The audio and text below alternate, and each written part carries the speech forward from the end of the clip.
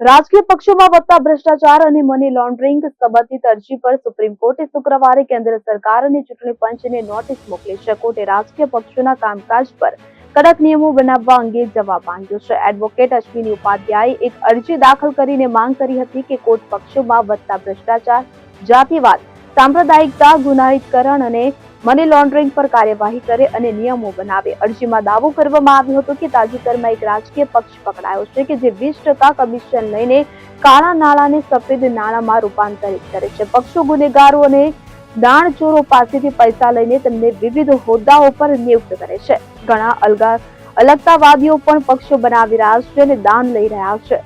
ન્યાયાધીશ સૂર્યકાંત અને ન્યાયાધીશ જોય માલ્યા બાગચીની બેન્ચે કેન્દ્ર સરકાર અને ચૂંટણી પંચને જવાબ આપવા માટે 4 અઠવાડિયાનો સમય આપ્યો છે. 27 ઓગસ્ટના રોજ એડીઆર રિપોર્ટ બહાર પાડવામાં આવ્યો હતો. રિપોર્ટ મુજબ દેશભરમાં 45% ધારાસભ્યો અને 46% સાંસદો સામે ફોજદારી કેસ નોંધાયેલો છે. આમાંથી 29% ગંભીર કેસનો સામનો કરી રહ્યા છે.